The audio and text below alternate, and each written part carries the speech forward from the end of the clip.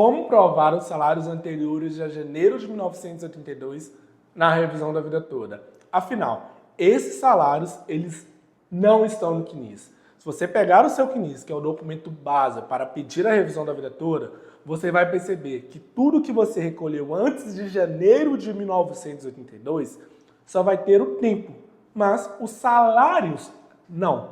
E esse é o assunto do vídeo de hoje.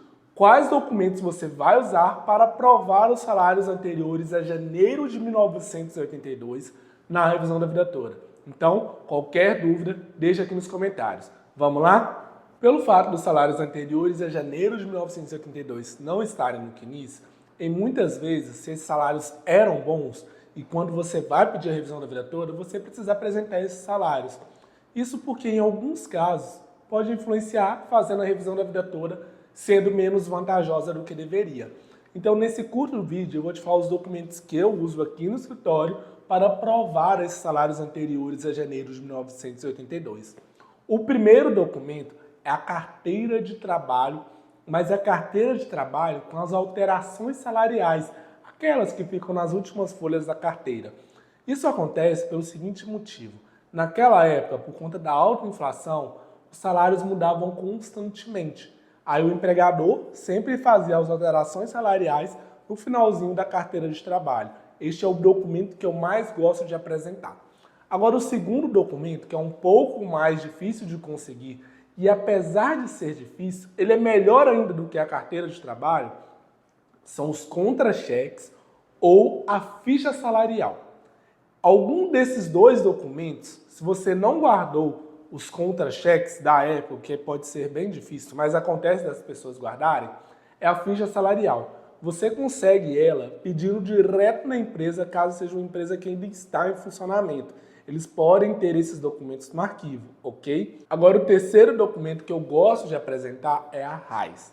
A RAIS, que é a Relação Anual de Informações Sociais, é um documento como se fosse a declaração de imposto de renda, de uma maneira leiga, tá, para você, que as empresas enviam para o INSS acerca daqueles funcionários. Ou seja, vamos supor que o José trabalhava na Uzi Minas, né? Lá em 1972, aí tem as alterações salariais e etc. A empresa informa os salários para a RAIS, que é a relação anual, e por conta disso você consegue pedir esse documento. A RAIS, que é um documento que você pode usar para comprovar esses salários anteriores a janeiro de 1982, você consegue ela indo no Ministério do Trabalho e Emprego, mas você também consegue ela fazendo o pedido pela internet. E eu vou deixar aqui na descrição desse vídeo um passo a passo de como você pode pedir a RAIS sem sair de casa. Mas entenda, é melhor que você vá direto do Ministério do Trabalho e Emprego, porque mesmo que você consiga ela na internet, os juízes, a maioria das vezes, eles obrigam que a RAIS seja assinada por um servidor. E quando o juiz não pede isso, o INSS costuma usar esse argumento dentro do processo que a RAIS não está assinada. Então preste atenção quando você for apresentar esse documento, ok? Agora o último documento é o extrato do FGTS.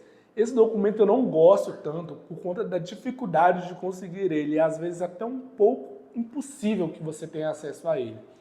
Pelo seguinte, o FGTS naquela época ele não era recolhido diretamente na Caixa como é hoje.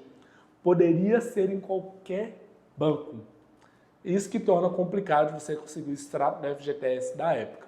A dica que eu dou para os clientes, e alguns conseguem, é você ir no banco que a empresa te pagava o salário. Então, a título de exemplo, você trabalhava na prefeitura, mas a prefeitura pagava para você o salário no Banco do Brasil. Pode ser, não estou dizendo que está, mas pode ser que o FGTS esteja depositado lá no Banco do Brasil e você consiga pedir esse extrato lá. Gostou do vídeo? Ficou com alguma dúvida? Deixa aqui nos comentários. Espero que tenha te ajudado e até o próximo.